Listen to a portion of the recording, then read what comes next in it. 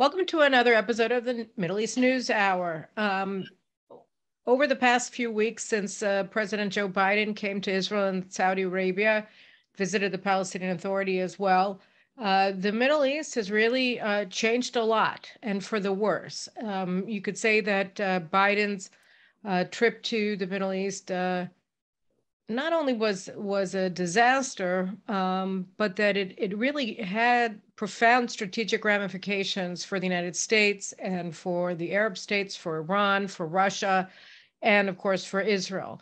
And I think it's really important that we understand what happened there and what happened and what we should be looking towards in terms of dealing with what just happened.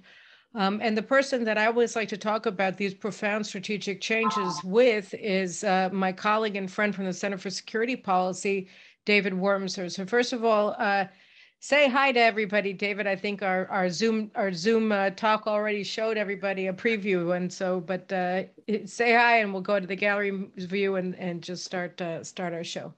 Hey, Caroline, it's such a pleasure to be on with you and to reach out to everybody. Thank you. All right. Well, we need you because, look, I mean, let's just start with Iran and the fact that before Biden came to the region, his envoy for Iran, Robert Malley, had an interview on July 5th with NPR where he said that Iran had crossed the nuclear threshold. They had sufficient quantities of enriched uranium to build a nuclear weapon within 3 weeks. And then Biden came to Israel and he said he signed this weird Jerusalem declaration and where he pledged to prevent Iran from becoming a nuclear power. This 2 weeks after his Iran envoy said that Iran is already a threshold nuclear state.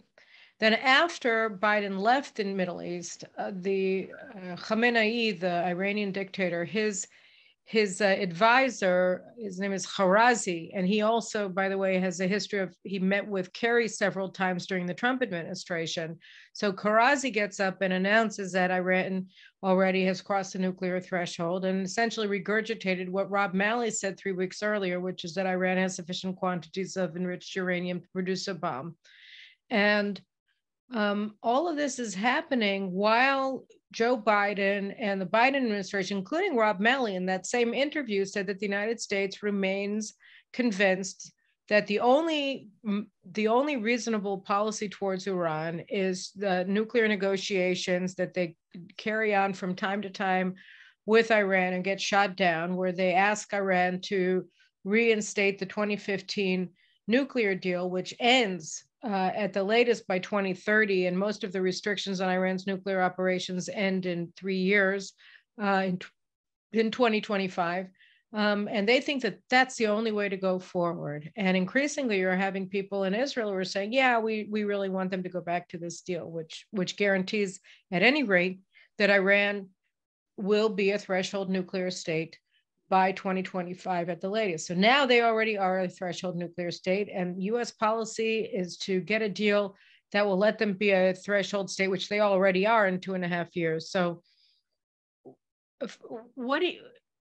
do you even look at this? How do you even begin to analyze what's happening here in terms of, first of all, what the US policy is? Well, once we took sanctions off the table and stopped imposing them, the administration hasn't formally lifted sanctions, but practically they have. You just need to look no further than the amount of oil that Iran is exporting. And you know that the Iranians, who had been down to $4 billion of currency reserve, are now much wealthier. And ever since then, we have no leverage over Iran. So those who believe that we could even get the original deal with all its expiring terms shortly and so on and so forth, there was always going to be, the deal was called JCPOA.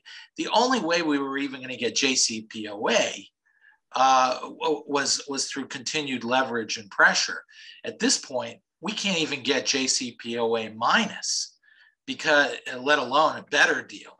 So this whole idea that there's a deal out there that is better than JCPOA, or at least returning to the framework of the JCPOA, at this point is entirely unrealistic. At this point, we're basically down to two options, maybe three.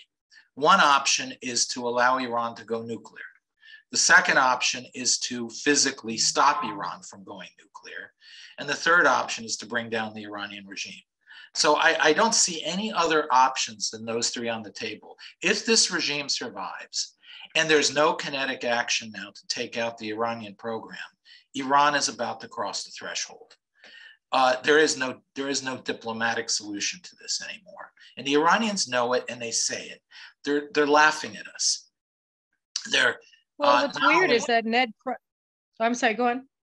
No, they for example, just 2 days ago, they got out there and they laughed at us for this concept of a deadline and said, the West always gives deadlines and then they're crossed and nothing happens. And they're right. The Iranians are right. They've read us correctly. That's the problem.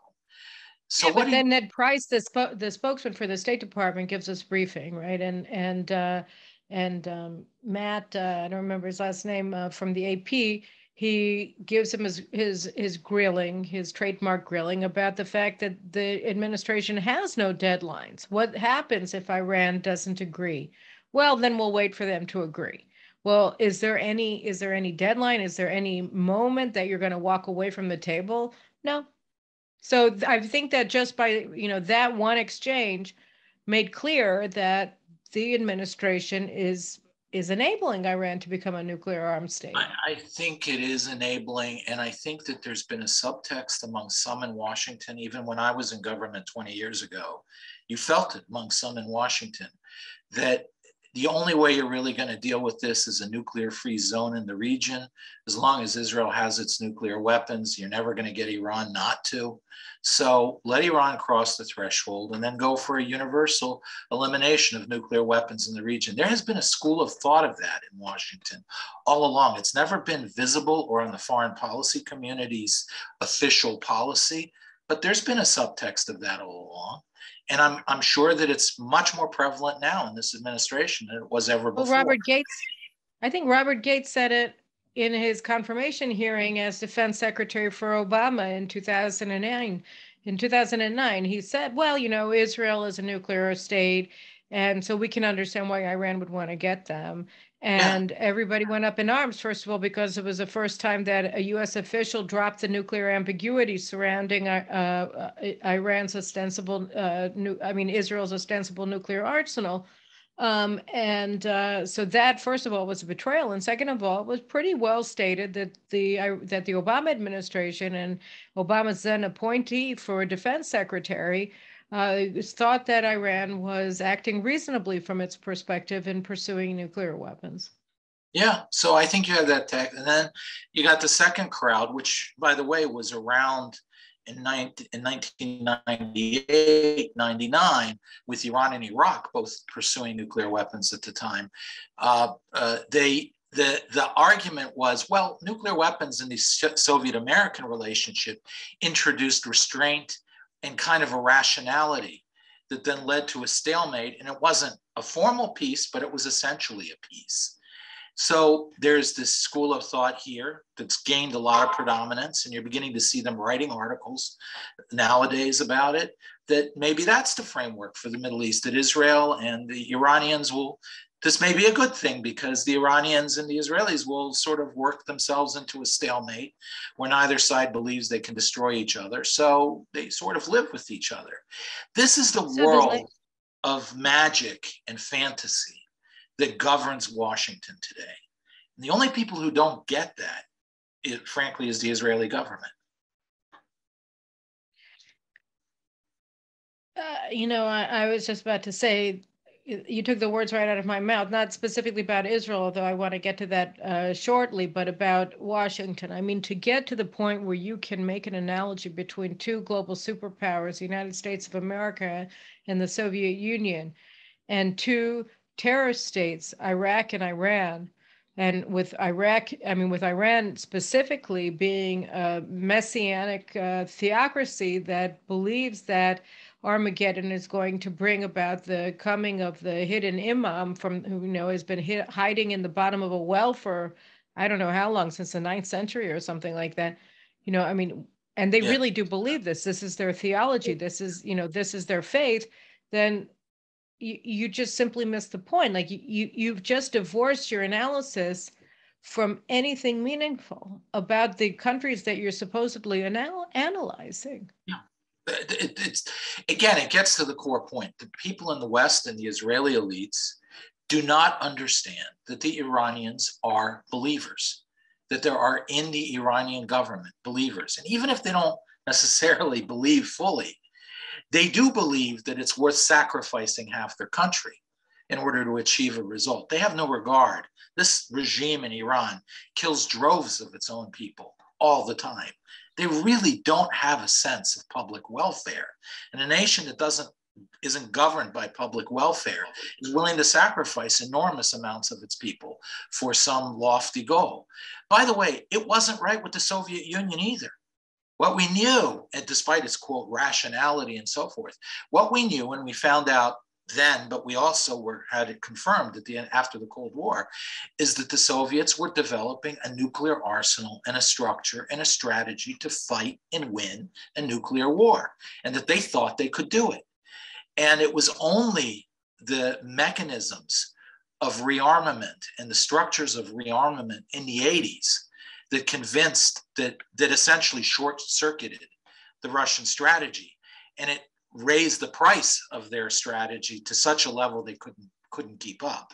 So whether it was Star Wars, the deployment of missiles in Europe, the intermediate range missiles in Europe, and so forth, it basically messed up the Soviet calculations of what is required for victory, and escalated the cost, and they couldn't keep up in that arms race. But the idea that not thinking about fighting and winning a nuclear war, we in the West thought about mutual assured destruction. Apparently, they did not. Well, that's the other thing is that, a few weeks ago I was talking here with David Goldman, and we were talking about the missile defense systems that the Russians have placed in all of their major cities and all of their major military bases. And they now arguably can survive a nuclear attack, whereas the United States cannot, because the United States has not, done the same kind of work to defend itself, to develop the kind of, anti-missile capabilities, stationary or otherwise, that can protect major American cities and infrastructures from nuclear weapons. And so, that was, the U.S. air defense system, if I'm not mistaken, is geared towards defending against North Korea, not Russia. Yeah, we don't have enough. The American people, after 30 years of convincing from their elites, are lulled into a false sense of security and power. If you ask your average American, does America have a robust missile defense structure for its cities, much like Israel has with its Iron Dome? Most Americans, I'm convinced, would say, yeah, we do. We must have something like that. They don't understand we're vulnerable. If Russia sends a nuclear attack on us, it's going to arrive. And I don't think most Americans perceive that, because their elites have convinced them that there's no such option. There's nothing out there that would do that. And they've never dispelled the notion that we've actually worked to defend ourselves. So I think that there's a misperception out there in America of our own power and strength. We as a nation still have tremendous latent strength, but latent strength doesn't win wars. Strength does, and certainly doesn't deter wars. So America right now is in a bad place where we're intoxicated with our words. We're cashing in on a legacy of power that we no longer are willing to pay for, societally, economically, or in terms of assertion of American power and sacrifice. And if we made that choice, America is the superpower it once was, but it's not making that choice yet. Instead, we prefer the intoxication of our words. Well, the thing is I'm not sure how long we should dwell on what's happening in the United States, but I did just see an article in the New York Post that the United States is going to have to cut its armed forces by something along the lines of 28,000 soldiers in the next couple of years, because they're not even close to meeting their recruitment targets And that's mainly attributed to the fact that certainly since Biden came into office, the Joint Staff, the generals of the United States military, have been inculcating or introducing or requiring the armed forces of the United States to behave like woke university campuses and to rout out toxic masculinity and white supremacy and all the rest, and just undermining their ability to recruit not white supremacists or toxic males or whatever, but the people who have long been the backbone of the American military, which is Southern males. And they're not coming into the Army because they don't want to go somewhere where they're not wanted and they're hated and they're being demonized. There may be beyond some, there's red state males, and those not from New York City or Los Angeles or Seattle or Portland. They're the ones who join the military. I remember once I again, when I was in government long ago, there was two American soldiers who were killed in Iraq, and the government. This was still under. This was under Obama. This was before the invasion of Iraq. But we had two soldiers who were killed in the capacity in northern Iraq or something like that. This was under the Clinton era. And we put out an issue saying that they served bravely defending the blue helmets and their UN peacekeeping mission. And I remember the families were very angry because their kids didn't go out to defend the UN. They went out to defend the United States. They didn't die for the UN. They died for the United States. And that's the big gap between the American left and the American people that the American left never gets. You're not going to motivate people to join the military and sacrifice if it's not out of a sense of patriotism. And patriotism for your nation, not for some theoretical peacekeeping blue helmet force. So now you're seeing that on steroids, the wokeness now.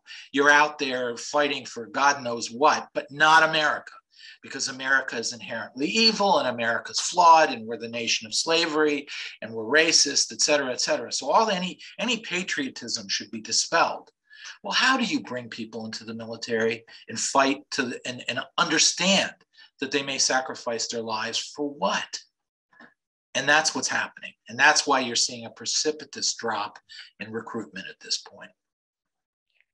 And you're going to get a lot more of that, and it's just only going to get worse until it finally changes in a very significant way. But that really brings us back to, okay, you have this foreign policy that's based on virtue signaling, right? I mean, Jamal Khashoggi should never have been America's dissident to stand with. He was an Islamist. He was when MBS comes into power in 2017, he sets about trying to purge the Saudi intelligence services of people who were aligned with the Muslim Brotherhood, Al-Qaeda. And Khashoggi was one of the people who was very aligned with that group of people in Saudi Arabia. And, he wrote I think when bin Laden was killed, he wrote a eulogy for him and how much he loved him and all the rest of it. He is not America's dissident, right? And then he gets somehow to Washington. Lee Smith wrote about this. It's not clear what his status was. And he gets, remarkably, this monthly column at the Washington Post where he attacks Saudi Arabia, which is pro-Western and underwriting essentially the Abraham Accords and walking away from its support for terrorism, all the things that the United States was striving for, certainly since 9/11. And Saudi Arabia suddenly has a new leader who's doing all of these things. And Jamal Khashoggi comes in. He's very close with Qatar. And apparently, according to what Lee was writing at the time, his articles he was at least receiving assistance in writing his articles from the Qatari embassy in Washington. And he's the guy that the progressives decided to turn into their cause célèbre when he was murdered in the Saudi consulate in Istanbul. So he's not an American citizen. He's an Islamist who supported bin Laden, who supported him even after his death. He's working with the Qataris, who are today and then the epicenter of Muslim Brotherhood and Sunni terror sponsorship in the Sunni Arab world, so outside of Iran. And they're also Iran's closest ally in the Arab world. And he gets whacked by the Saudis. And this is the hill that the progressives decided that they want to die on. They use this as a way to completely undermine America's alliance with the Saudi royal family and regime. And here is Joe Biden maintaining faith with this insanity when he goes to Saudi Arabia, asking them for handouts in terms of increased oil production. So that didn't go over very well, obviously. And that was, in a way, his failure to get the Saudis to produce more or to export more oil on a daily basis to try to drive down world oil prices. That was really a minor, I think, a minor aspect to the failure of his trip. I think that the fallout from his trip was much more disastrous than simply getting rejected by the Saudis, who he and his party have spent the past 4 years vilifying. Yeah, I think you're right. There are very, very serious structural failures that came out of this trip. I do think the Khashoggi thing, the irony of it is, and this again shows the incapability of the United States to function properly at all in the region, in the Middle East. If he needed to put the Khashoggi thing aside in order to get the Saudis to pump more oil, not only did he not put it aside, it is a bigger issue now than it was then, because you had that big spat afterwards. He brought it up. He didn't bring it up. He did bring it up, but he didn't bring it up that way. He didn't bring it up. So this Khashoggi thing was the news after the trip, whereas it wasn't really before. It actually made it a worse problem. By the way, Khashoggi, I'd add one more thing, and this is where Khashoggi wasn't just a dissident. He was the guy that Erdogan was tapping to reach out to the Saudi religious authorities, to the ulama, to try to organize them around this vague concept of decentralization and so forth, to essentially to empower Erdogan. Well, to split the Saudi religious ulama, the authorities, from the Saud family. That is the core of the Saudi regime, that alliance. And by splitting it, you're existentially threatening the regime immediately. That is what bin Laden was arguing in the late 70s and early 80s, is, let's just have more democracy. Let's decentralize the religious authority. But that was really a code for removing the Saud religious authority alliance that had to work in 100% coordination in order to delegitimize and bring down the Saud regime. That was what bin Laden was doing, and this was an echo of that. What Khashoggi was doing was an echo of that. The Khashoggi affair sort of says something else, which is you're seeing the core of a weird structure, which is the progressive Qatari Islamic Brotherhood structure in Washington. It's very interesting to see and Iranian, right? And Iranian. Well, the Qataris carry water for Iran. So the Iranians have access, and the Iranians have their own presence too, through people like Trita Parsi and so forth. But Nayak, exactly. But this structure of Qatar is also the foundation for Erdogan. So you have this weird alliance between people like Ilhan Omar and the progressives. There's nothing progressive about Ilhan Omar other than hatred for the United States and its values. But they're brought together and funded through this Qatari structure. And this, though, gets me to the problem, which is that I don't think Israel understands any of this. I'm just not sure. I promise we'll get to Israel. We're going to spend the last 20 or so minutes of the show talking about Israel, but I still want to just do an enumeration of the damage that was caused and the changes in the neighborhood that were caused by Biden's failure, his epic failure. So prior to the trip, what you saw was a fairly rapid coming together of the UAE, Bahrain, Saudi Arabia, Morocco, even potentially Somalia of all countries, let alone Sudan. Really? They were beginning to, the stakes were so great in the region that nobody had the luxury anymore of being anti-Zionist. And they were all beginning to coordinate with Israel. And there was stuff going on. We even had reports of Israeli air defense structures were already operational over non-Israeli territory in the region. So this was all working, and this goes back to the whole summit issue in the Negev and Blinken's intervention in the summit. The Americans come and they're frustrated that they've lost control of events on the ground. And first of all, they want to assert themselves between Israel and the Arabs, sort of undermining the spirit of peace that way, because it's a matter of control. The second thing is they wanted to bend the Abraham Accords and its operational evolution into these defense cooperative structures that were quiet, didn't have great festivals of peace, but were real. They wanted to bend it into the Oslo process framework and leverage it to bring the PLO and Jordan, which is a whole subject in itself, in. And what they did by that is they so threatened it that you started seeing the UAE and Saudi Arabia basically raise their hand and say, you know what, everything's off. So essentially they unraveled it all. Now my bet is under the surface, the cooperation continues because they can do it quietly without the Americans again. But the moment that the United States asserted itself as the umbrella for all this structure, it fell apart. And I think it's interesting, I wrote about this as well. You guys should read in my latest article in JNS that came out last Friday. I touched on these issues, but I think that the U.S. role as a spoiler here, as a subverter of the Abraham Accords, became so blatant. I mean, it was sort of the undercurrent in during Blinken's visit in March with the Negev summit, where he tried to bring the Palestinians and Jordanians and which was a disaster. And anyway, even without them there, he forced all of the participants who were there to talk about Iran to talk about Israel and how terrible Israel is with the Palestinians. Why, on Israel's dime, right? We were hosting this thing where we got to be the main course at the dinner table, and that was thanks to the Americans. But it became even more apparent during this visit, and I think So before we talk about the implications for Israel, let's just talk about it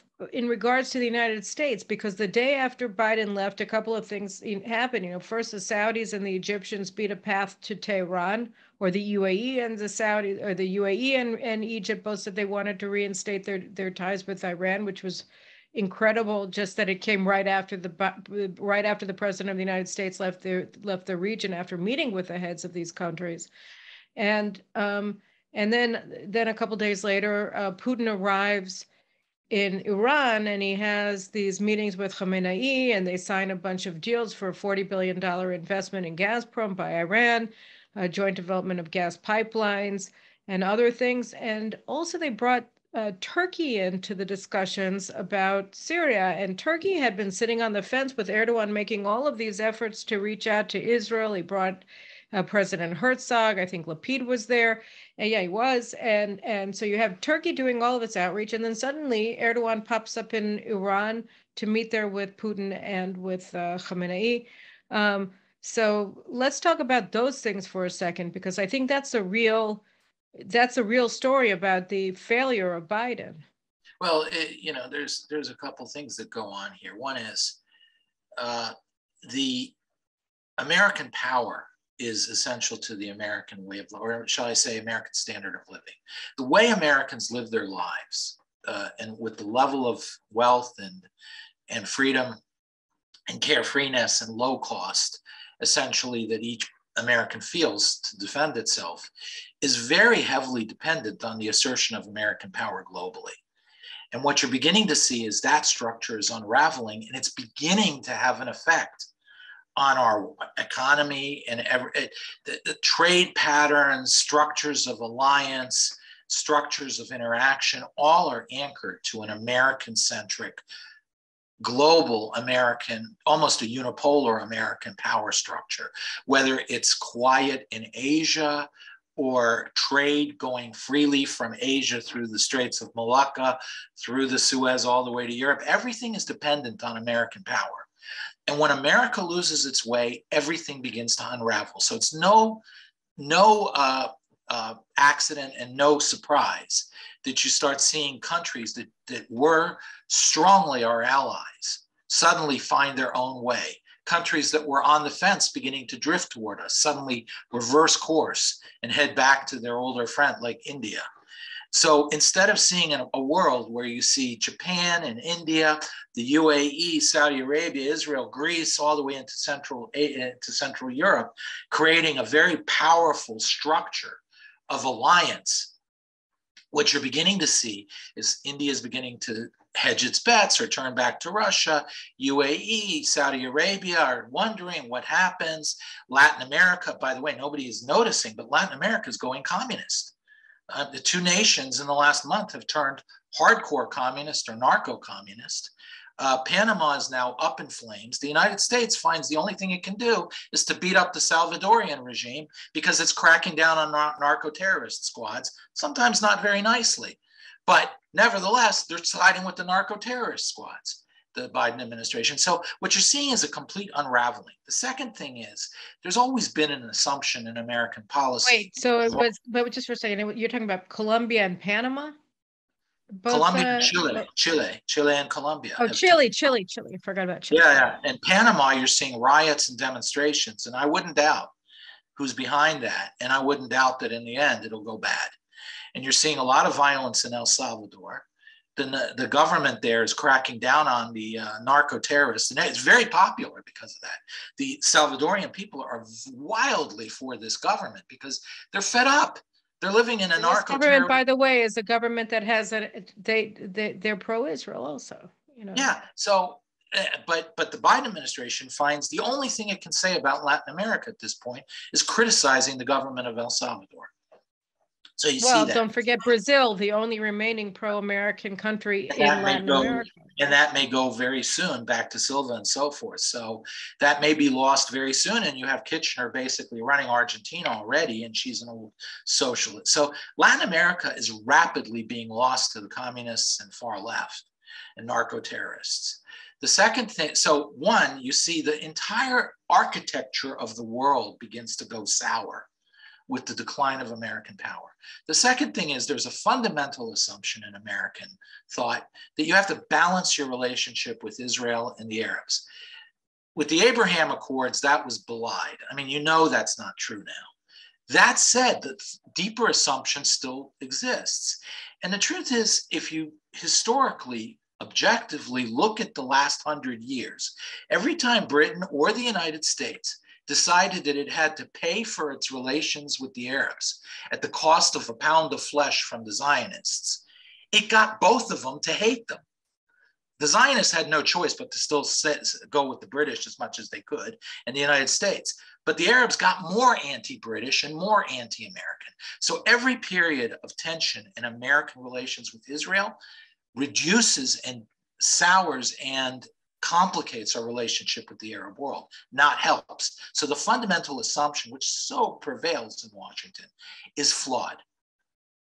And then there's a third assumption, which I forgot about, but we can get back to. But nevertheless, you begin to see how this, oil prices. Oil prices don't cause America to have to take its relationship with the Arabs more seriously and cause them to try to come to terms with them. Again, it's perception of American power. If the Arabs believe that, and part of the perception of American power, and that's why the other assumption doesn't work. The Arabs look at America's relationship with Israel, and if America's weak toward it, it's taking an anti-Israeli position, they assume that America's weak because it can't stand for its own ally. So in a general sense, when America looks weak, like it did in the 70s because of Vietnam, because of the reset in American relations that Kissinger decided on, and so on and so forth, you start seeing oil prices follow. It's actually a fairly good measure of future oil prices is to look at the perception of American strength. So when you really get down to it, America right now, its position is threatened globally. The architecture that upholds our system of life here in the United States is under stress and is beginning to unravel. Our alliance with Israel is weakened, causing difficult relations with the Arabs. And the overall perception of weakness is causing commodity prices, most particularly oil, but others as well, following the same reason, to go up, which is sort of the double whammy on our economy. So altogether, America's facing a very dangerous moment that's self-inflicted. So the Arabs are, now we'll get to what you wanted to talk about, which is Israel. Because the Arabs, and I want to talk about it too, but I think that it's important to understand the context in which Israel is acting insanely. Because I mean, again, Iran says that it is a nuclear threshold state. Mali says that Iran is a nuclear threshold state. And then Biden makes this idiotic commitment to prevent Iran from getting nuclear weapons, while his obvious policy, as stated by Ned Price, is to sit on his hands and do absolutely nothing as Iran becomes a nuclear armed state. And they will continue with this policy forever. The Arabs and Israel, by the way, were trying to pin Biden down and say, well, what are you going to do? What is Plan B? Plan A has failed. The Arabs said it at the Gulf Cooperation Council in meetings in Jeddah, and the Israelis said it apparently had a number of his meetings with them while he was in Tel Aviv and Jerusalem.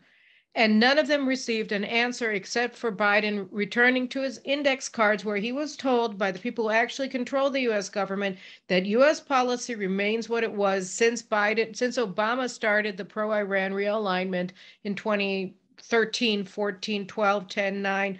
Take your pick of the years of the Obama administration's presidency when he started his formal outreach towards Iran at the expense of Israel and the Arabs. So, they said there's no change in the policy. It will not change. We're committed to preventing Iran from acquiring nuclear weapons. Our actual policy is to allow Iran to acquire nuclear weapons, period. Deal with it. So this all happens.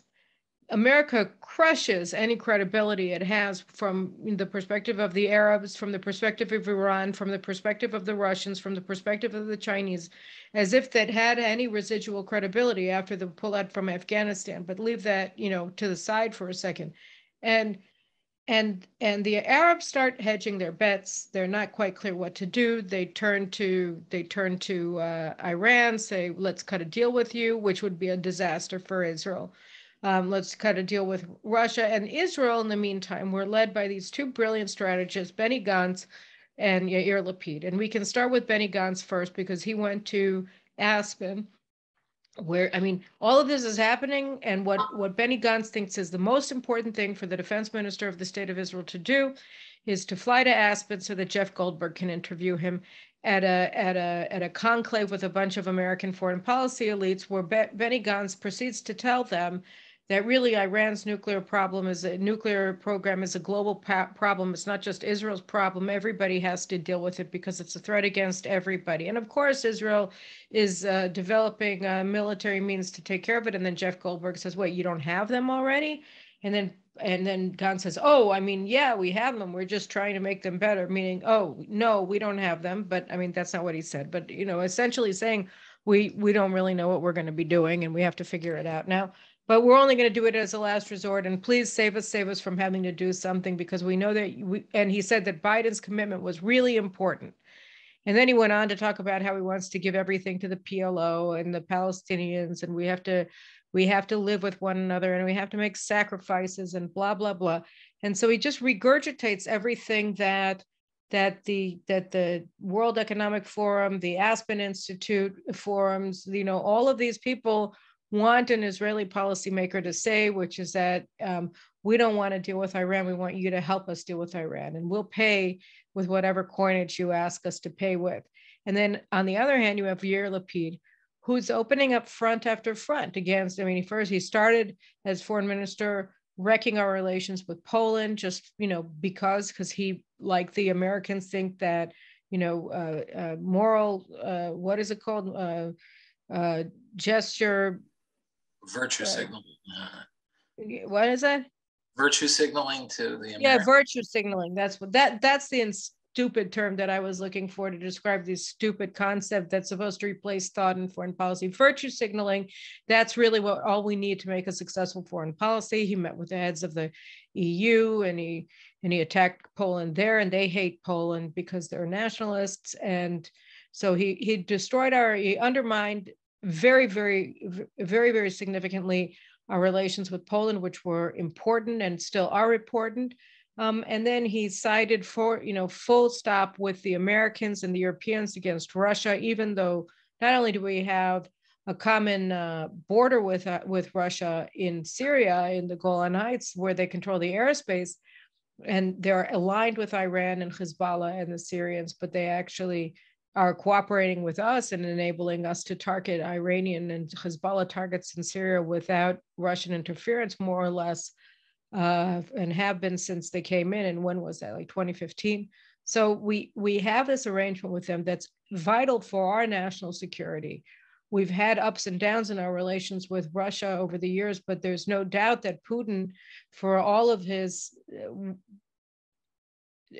revolting behavior in Ukraine, he's the best Russian czar we've ever had, either as a Jewish people in terms of his relations with the Russian Jewish community, or in terms of Israel and his relations with Israel and his willingness to give Israel the benefit of the doubt where no other Russian leader ever would, and to cut deals with us when he thinks it's in their interest. And he sometimes thinks that it's in Russia's interest to make a deal with Israel, something that none of his predecessors ever did and none of his successors will likely ever do.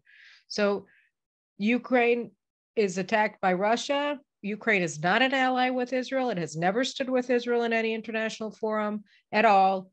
And Lapid decided that, Lapid and then Bennett, who was the prime minister, decided that the best thing to do would be to virtue signal with the Americans and the Europeans.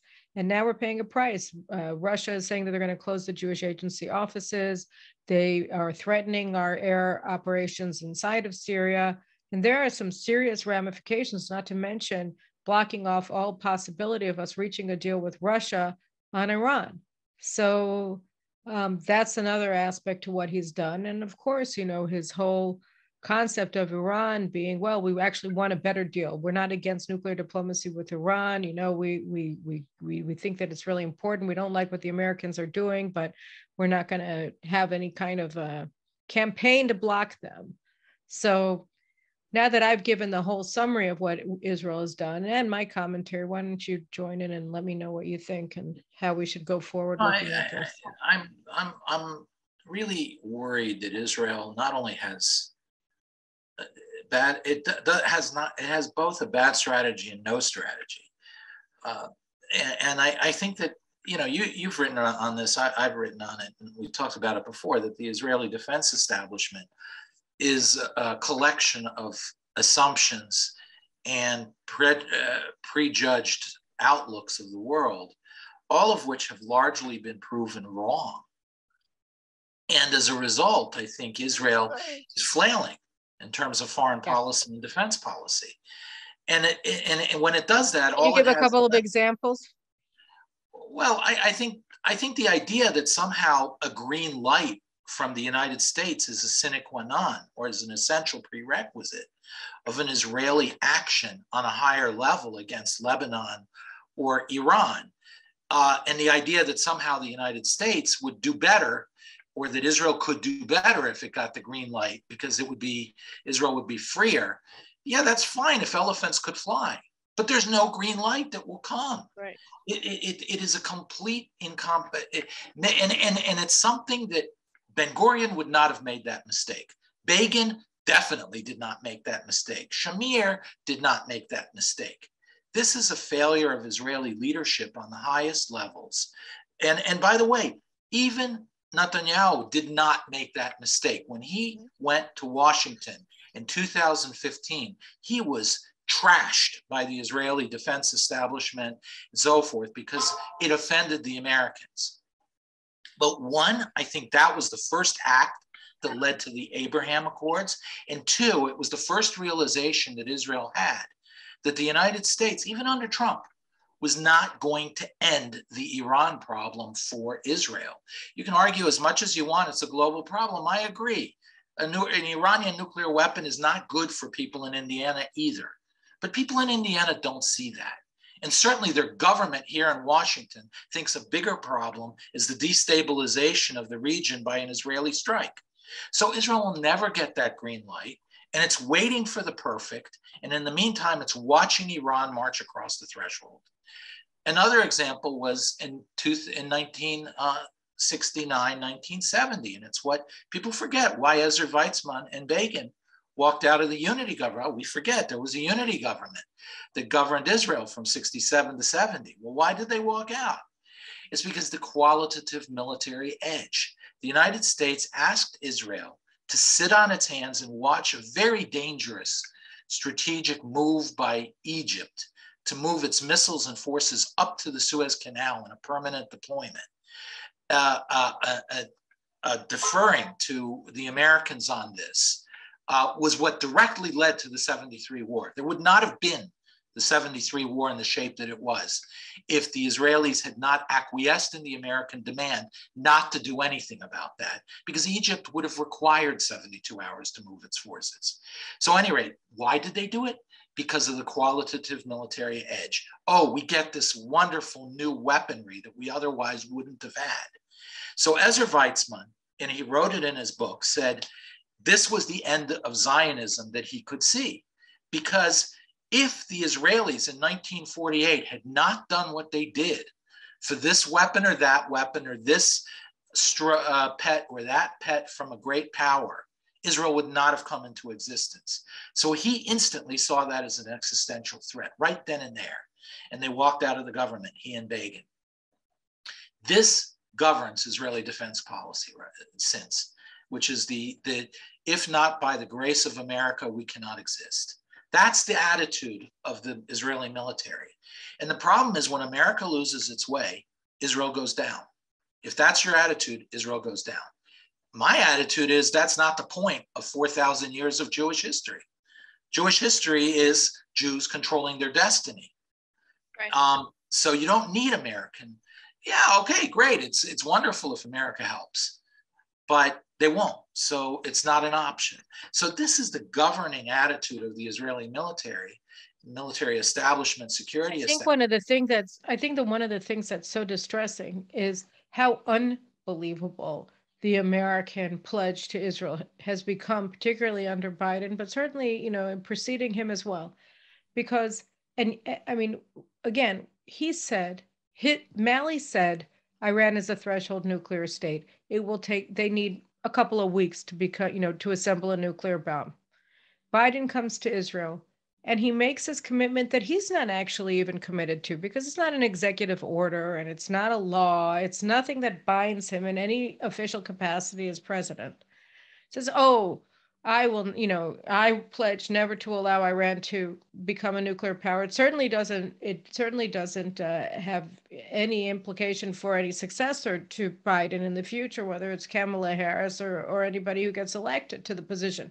So, this is a completely meaningless statement. And there's Benny Gantz coming to the Aspen Institute and saying it was a very important thing that Biden did. And, we really take it seriously. Why? Yes. Why would you take it seriously? I mean, Biden doesn't take it seriously. Biden's people don't take it seriously. Certainly Iran doesn't take it seriously. So why do you take it seriously? American elites are intoxicated with their own words, and the Israelis are buying into the intoxication. They believe that the word of a drunkard is what actually matters here. The United States already, I remember having this conversation with an Israeli diplomat when I was sitting in Vice President Cheney's office. And I told him, listen, the cavalry's not coming. America will not save you from Iran. And this is under Bush in the wake of the Iraq war. It was clear.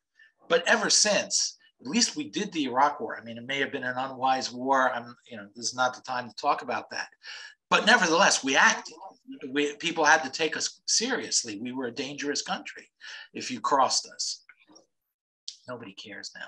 I mean, what happened before Ukraine was invaded by Russia, regardless of what one thinks of Ukraine, it was very clear. Putin measured the United States up and laughed. He didn't care what we thought. Our threats meant nothing to him. He didn't believe they were even real. And the truth was, even if they were real, are we really coming out ahead? I mean, we had American leaders thumping the table in the weeks after the invasion of Ukraine, saying, Well, oh my God, look at Russia. It's falling apart economically. It's now, that's it. This government there, it's brought misery to its people, the whole country, the economy, everything's falling apart there. And now you look, the ruble is stronger than it was before the war started. And who's falling apart economically? I mean, West. Yeah. I mean, again, not only do people not take us seriously, they're laughing at us because we still. So here we have this Israeli government where Benny Gantz essentially is saying whatever the Americans say, I totally believe them, particularly if they're saying it from the Pentagon, even though the Pentagon is gutting the US military first and foremost with their woke policies towards their own manpower. And second of all, and they're not keeping up with China. You know, they're not keeping up with Russia technologically at all. I mean, the last hypersonic missile test failed, and they're not mastering that technology. They just came in and swooped in and took Israel's laser defense system, which Benny Gantz essentially put on hold for them to be able to come in and swipe for no particular reason. Israel had the money to complete that program, and Benny Gantz wouldn't allocate it. And then Biden acted like he was coming in as our savior by taking our laser technology that the United States was singularly, apparently, incapable of developing on its own. So for the bargain price of, less than $100 million, they got perhaps the most sophisticated laser system ever developed. And strings. By what? And strings over Israel. Yeah. Leverage. They bought leverage. Yeah, they get to say, well, we're paying for it. The fact that Israel could, had that money in its pocket and could have spent it is neither here nor there, because this is what Gantz just did. At any rate, so Gantz just undermined any possibility of Israel developing strategic independence from the United States for the next, I don't know how many years. And the Americans are coming in paying nothing for it in terms of change of their policy towards Iran. They're just giving us more empty words. And the question beyond Gantz, and Lapid simply doesn't get any of this. What do you expect? We don't have elections, and of course, assuming that we have fair elections, or that they're even defeated in the next election. It's not at all clear from the polling that Lapid won't form an anti-Zionist government with the Joint Arab List and the Muslim Brotherhood. So he may, because right now they had that alliance has between 60 and 61 seats. And so you never know what's going to happen. But assuming for a second that that they will be out of office in the optimistic scenario, I mean, a lot can happen between now and November 1st. That's 100 days from when we're taping this show. How do you foresee things turn? How can things turn better, and how can things turn worse? Well, turning better, I think, would require some sort of an epiphany by Lapid and Bennett. Whether that's a realistic hope is a whole different question. But to realize that America's just not there for them. There is a certain point where I think, again, there was a misperception in Israel of America. You had an argument between the press corps and Jen Psaki, who was the White House spokeswoman, and her successor, Karine Jean-Pierre. Both of them had this argument with the press corps, which is they would often, Biden would say something, President Biden would say something, and then in the press briefing the next day, well, he didn't really mean that. Our official policy is this. And they would corner the press spokesman and ask, what is the US policy? What Biden says, or what you clarify? And they basically said, well, Biden speaks his personal opinions, but policy is. And so this whole idea that what President Biden says, the administration itself in Washington admits that he's essentially the cover for political outreach domestically and also to Israel. He does the right things because he doesn't really hate Jews and he doesn't really hate Israel. So he's the right messenger, but that's not the policy. The policy is what Rob Malley said. The policy is what America does. And what America does is to whistle, I want to say whistle past the graveyard. We're whistling into the graveyard with Iran. We're letting them into we're letting them get a bomb.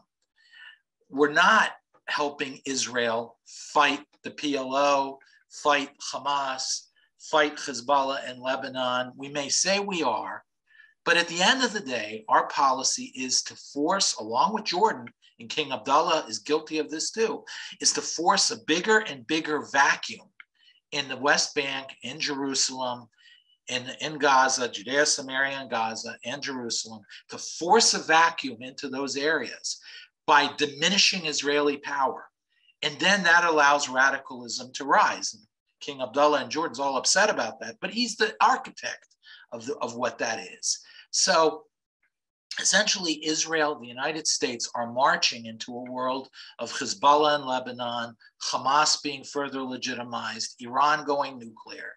That's the real policy. Actions and words. When it's not the president, those are the words that you hear from this administration. The Saudis are much more realistic than Israel. They measured this administration up, and they're done with them. They don't believe that America will do anything, which is why they in the UAE are hedging their bets.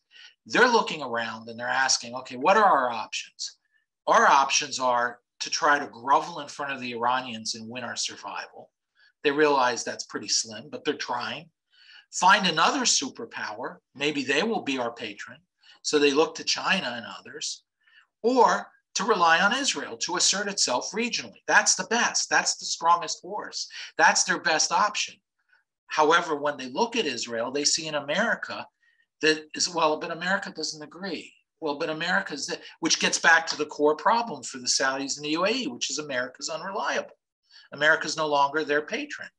So the more Israel keeps saying, yes, yes, we'll help you, but with America, or under America's approval, or under the umbrella of America, the more it diminishes, humiliates Israel in front of the Arabs, and actually undermines the Abraham Accords. So that option of turning to Israel as the strong horse, Israel is taking off the table, which is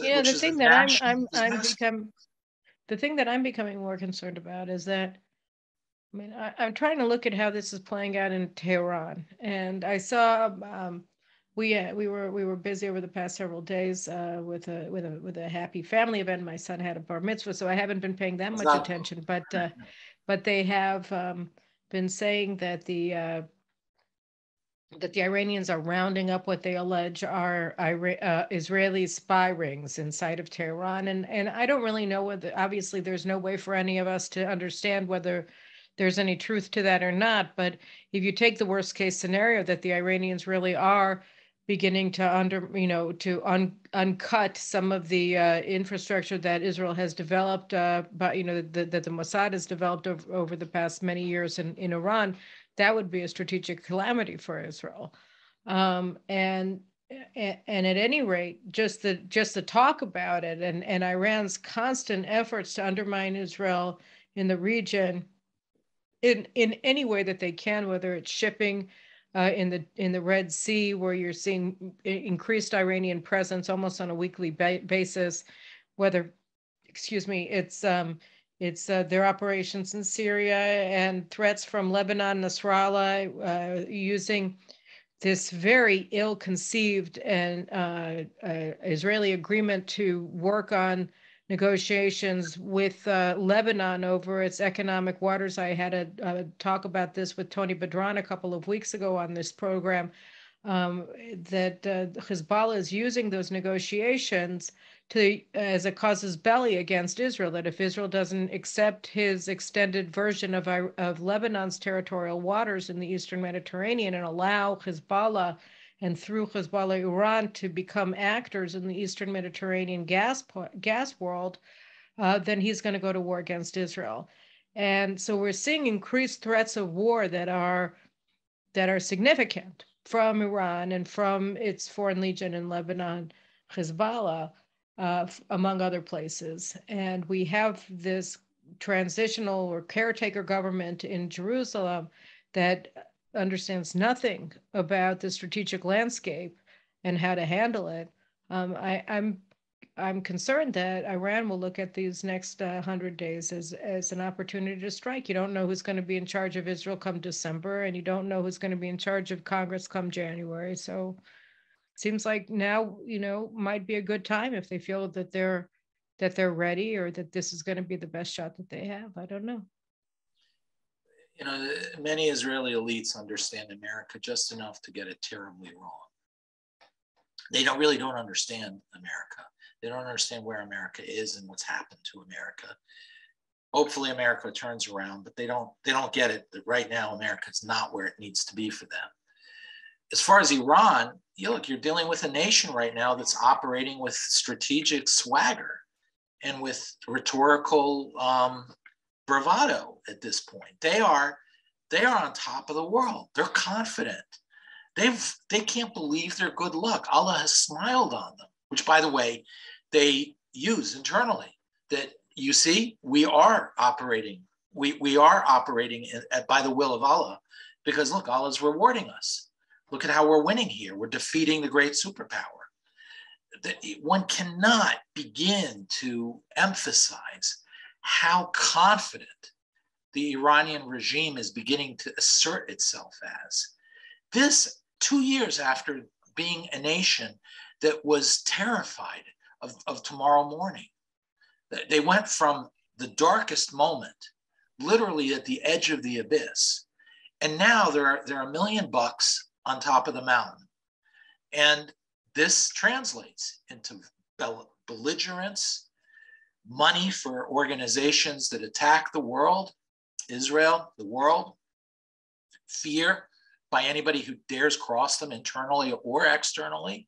They're even showing their oats against the Russians to some extent at times. And the Russians need them now, and they know that. They need them as a conduit to break through sanctions, because the West is so deluded that they think that Iran won't help Russia violate the sanctions on Russia. So they need Iran as the conduit to engage with the world. And two, they need, as we're beginning to see, they need Iran in other areas, perhaps even weaponry, certainly a strategic depth of some sort, and regionally. So what we're seeing is the Iranians really have all the cards right now, and they're acting like it. They don't need to compromise. They feel time is on their side and momentum is on their side. So Israel's facing basically a super tanker heading toward them at a very fast speed that is not easy to stop by an outstretched hand. This is very dangerous. And the Saudis, everybody else knows it in the region. Just the United States doesn't seem to get it. But even the Chinese know it. You know, I think that it is amazing to see how the world turns on a dime. You know, just a couple of years ago, I certainly had the sense, and a lot of people in Israel had the sense, that we were really unstoppable, that we were moving towards the times that we had dreamed of in terms of having secure, recognized borders to our east, and that we had built an alliance. We built it with the Arabs and with the countries of Central Europe in particular, and even with some charter members in more Western and Southern Europe, that were going to be capable of working with us to fight common threats and to advance common prosperity. All of this with the blessings of a very friendly American government that was operating under an understanding that American national interest is best served when America's allies are powerful and capable and independent and capable of defending themselves and advancing their national interests. And today we're in exactly the opposite position. But I guess that, you know, where Trump was ousted, Netanyahu was ousted, countless other nationalists, visionary leaders in many regards have been ousted in Western countries. And you have the woke revolution just burning a swath through country after country after country, undermining people's even capacity to sense tangible reality when it smacks them in the face or blows up in their backyard. But if it changed so quickly in 2021, then it can also change very quickly back in 2023. I think that one of the really difficult things about the times that we're in is that there is nothing certain except that the uncertainty grows, and that the velocity of events increases, and that the cleavage of Western societies is also increasing. But I think that, we can't. I am very.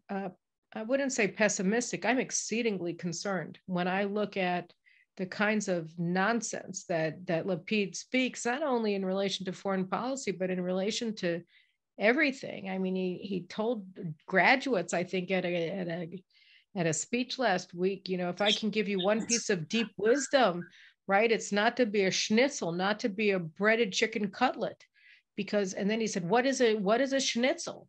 A schnitzel is somebody who thinks that they can understand the future because they know the past, but we have to understand that knowledge of history has nothing to do with the world that we're living in today. And so don't be a schnitzel. And then, my friend L. Beck wrote, Je suis schnitzel, and I mean, on Twitter, but it's not funny. I mean, that's just stupid. Like, you've got to be an idiot to think that you don't need to understand history, or that a knowledge of history isn't going to help you understand the present. Ignorance is not a virtue. Number one. Number two, it's not an answer to anything. So that's essentially what he was appealing to. I'm exceedingly worried about Israel. I'm worried because its defense establishment, which Gantz represents, I think is becoming a strategic threat to Israel in terms of its outlook and its assumptions. I think Yair Lapid is empty. He doesn't understand. Of course, he doesn't want to appeal to historical arguments because he doesn't know history. But he's made it a virtue. That's the thing, that he's made ignorance into a virtue. So he doesn't want to know. So these things are very dangerous. Nations face grave dangers from that. On the optimistic side, I don't believe Israel needs America to turn it around. The opposite. It should let America now just be itself and sort out its own grave crises globally and domestically. Israel can turn it around itself. It can turn it around regionally itself if it chose to. Israel has the power to fill the vacuum at the moment that the United States has left, and with it to fundamentally transform the direction of the region. But only if it operates unapologetically from a strong Zionist and Jewish concept, rather than as a weak shadow of the World Economic Forum elites and Klaus Schwab or the United States right now.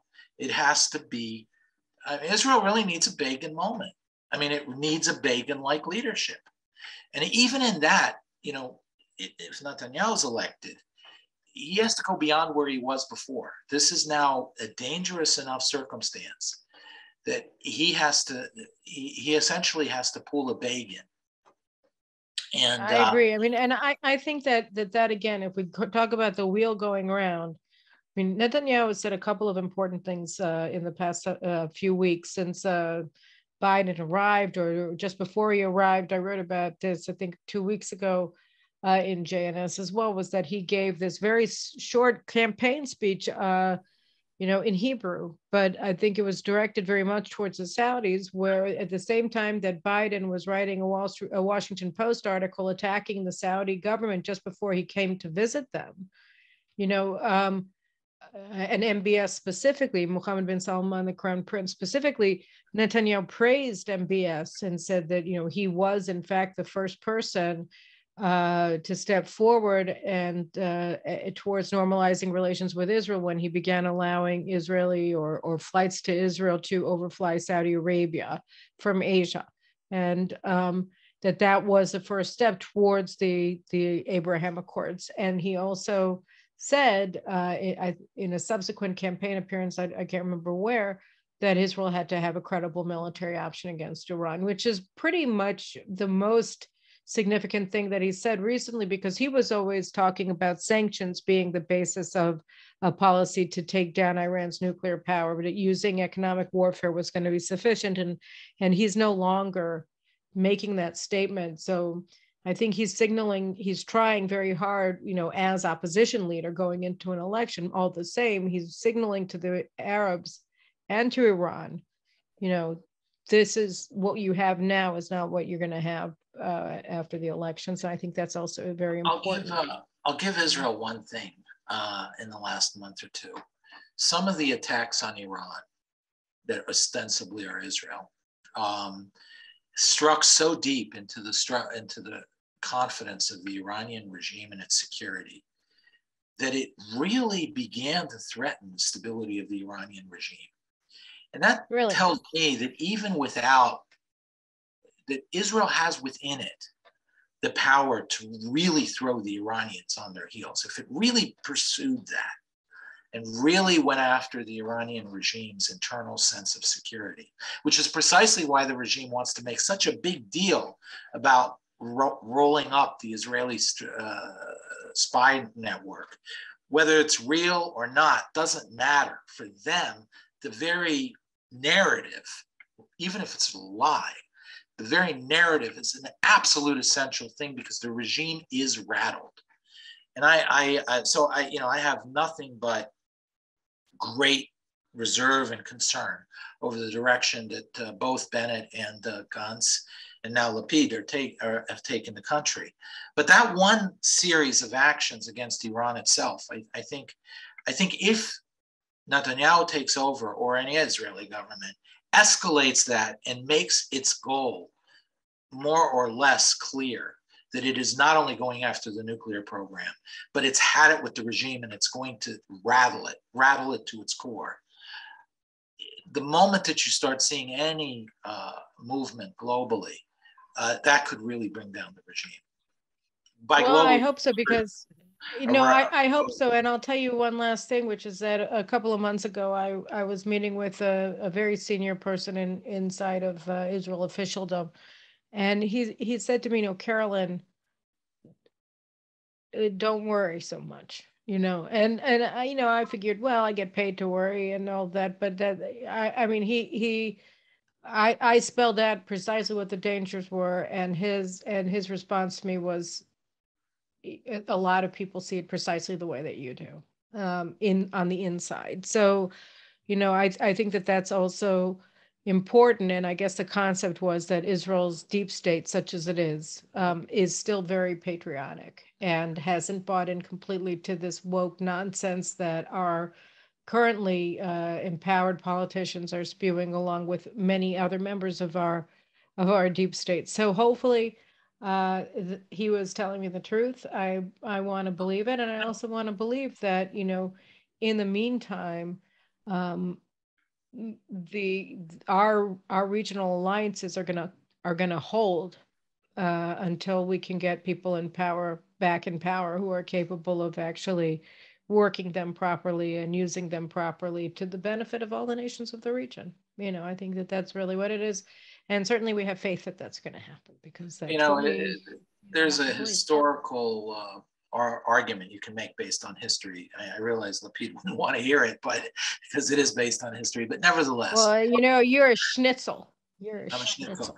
So based on schnitzelism, my argument would basically be that Israel, because it is the West and it is the forward outpost essentially of the West, it faces what the West faces in an early and raw form pretty strongly. And as a result, it turns itself around, or it moves in certain directions in a way that is the harbinger of the way the West as a whole will move. So Begin preceded the election of Thatcher, which preceded the election of Reagan. And also Oslo preceded what happened going wrong in the West. So in both directions, Israel seems to be ahead of the curve all the time in these things, partly because it is the West and it faces the rawness of it faster and quicker, and it's smaller, so it reacts. I think Israel may be, in this case, where the West as a whole. I'm worried about the United States in deeper ways, because I think the young generation, I hear the very young is maybe better, but the young generation is really lost. But that said, Israel is facing a reality that is existentially threatening to the country. And that's not lost on Israelis, many Israelis. including in the military and the defense establishment. It's really an elite problem, much less than a public problem. Or I'm sure there's a public aspect to it, but it can be turned around, and it probably ultimately there will be a reaction. My sense is that's where the West will head eventually, but don't count on it anytime soon. And it's not going to save Israel, because it'll happen after the Americans feel that threat. I agree, but I do have faith that, you know, we didn't come here to be annihilated by a bunch of Iranian ayatollahs, and we'll just have to leave it at that. But you know, just in summary, guys, Biden came. You know, what was it? Veni Vidi Vici. I came. I saw. I conquered, or something like that. Well, he came. He wrecked everything, and then he got corona. Right? I mean, he just.